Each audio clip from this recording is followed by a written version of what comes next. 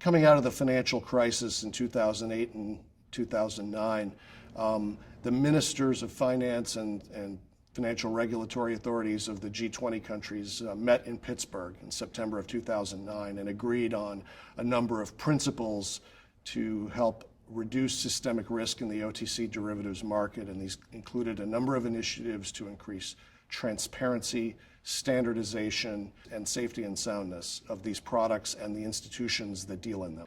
When we say transparency, I think there was a lack of transparency by regulators into the space. Certainly most of the participants knew what trades they had and who they were with, but there was no way for a central regulator to have a composite view of either the total market or the exposures of the institutions they regulated. So to address that, we've been moving trades into central repositories, meaning every trade is reported centrally by the parties to it. So there's a central place for regulators to see a total size of the market, the exposures of their institutions, and the total universe of trades.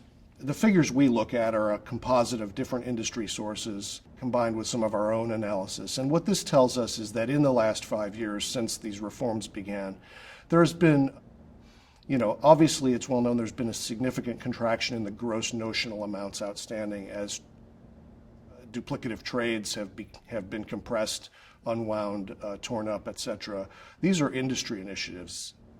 That shrinkage is not due to a lack of demand for the product, nor is it reflective of necessarily a fundamental decline in the business, but rather their efficiencies the industry has been voluntarily undertaking to gain a better economic base for the business and to reduce the duplicative trades. I think the long-term effect of these regulatory reforms is yet to be seen for several reasons. One, they're not done, right? So only the US and beginning to be implemented in the European Union do we actually have implementation of these reforms that were discussed back in 2009. Asia is slowly coming to the fore with these reforms there. So until there's global enactment and then hopefully some synchronization of these requirements, it's difficult to see what the total, lasting impact will be on the business. All that being said, it's our view that these products have value. They have an important place in the world economy. Contrary to popular wisdom, it is not a market used primarily for speculation or for synthetic trading. It's used to hedge real risks. Therefore, although the costs of particular OTC products may rise, there's persistent demand, and these products are used by very sophisticated both corporations and institutions. The banks that we talk to almost universally are expressing a lot of concern about the operational risk and the cost and complexity of compliance with these rules. Forcing this level of change into the OTC space is proving challenging. On top of that, you've created complex requirements to capture, store, and index data related to everything from the first discussion of a trade until perhaps for a 30-year swap, 30 years plus some time later, when the trade's finally over with, that you have to retain these records of every step of the transaction, every valuation, every mark, every margin call, the terms and all the primary terms and conditions of the trade.